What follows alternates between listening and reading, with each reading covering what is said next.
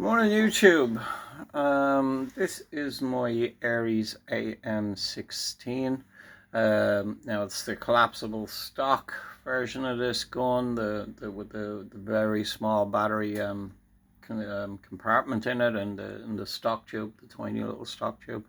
I wanted something a little bit longer, but didn't really fancy paying 50 odd quid for a new receiver with the an M4 stock buffer tube, you know, the internal one for it to plug into, changing things like the guide screws and everything else. So as a drop-in solution, I bought the 156 mil, I think it's 156 millimeter extended battery tube, which is good for getting kind of these smaller batteries into. But even at that, you're still talking kind of 1300, 1400 mAh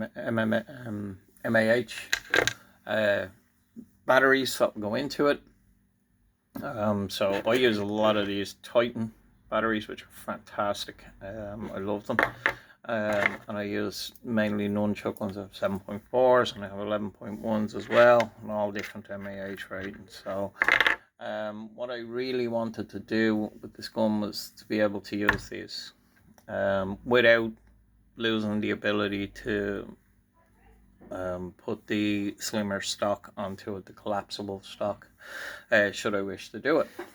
So I came up with the solution with a standard kind of Mod 1 stock, and I was able, at a squeeze, and I do mean a squeeze, it was quite difficult to get it on, but I was able to physically fit that stock tube on the inside of this mod stock. I think it came off of Specna Arms, but it did come off an AEG. Now I've had some gas guns and the buffered tubes and the mil spec on them, and they're a little bit wider, so it means the stock is a little bit wider. So with the gas gun stock, it might be easier to get it on and off. So essentially what I did was remove this spring-loaded mechanism, that little lock here, put the stock onto the tube, drilled the pilot hole, removed the stock, drilled out a hole, a larger 8 mil or 7 mil hole,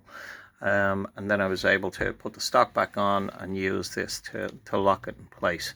I may end up having to put a grub screw in the top here, should I find that stock's going anti-clockwise. It'll come off, the tube will turn sideways, but it's fairly tight on there, so I'm not even sure if I need to do it. I need to game it for a bit and see if it comes loose. If it does, I'll put another little grub screw in here in the top, but it just gives me the ability to use these nunchucks without replacing the lower receiver, and it's pretty useful. I haven't done anything really to destroy the existing stock on it. I can still use the extended stock that I got somewhere in Germany, I think it was. I also did some upgrade work on the gun. I generally say with Aries, they're okay guns, but you definitely need to rebuild the gearbox on them. So with this rebuild, I kept the original gear set. I kept the original tappet plate.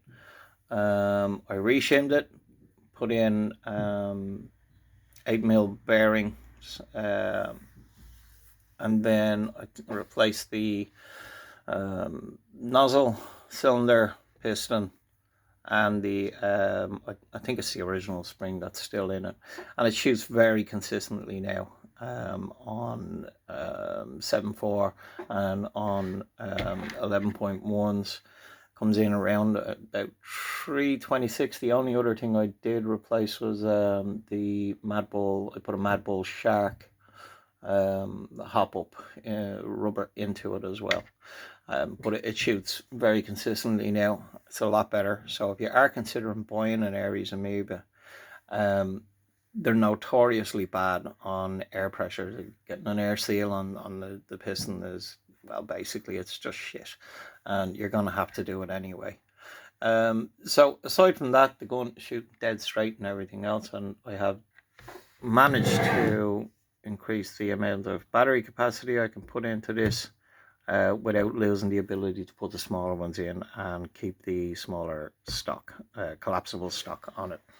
So if you were thinking of upgrading it, it's a relatively and really quick kind of fix that you can do without taking your gun to, without taking it apart to put a different receiver onto it and everything else. Hope you found the video helpful. Any comments, leave them there for me. Any questions about how to do the mod, just ask in the comments and I'll be sure to reply to you. Thanks for watching.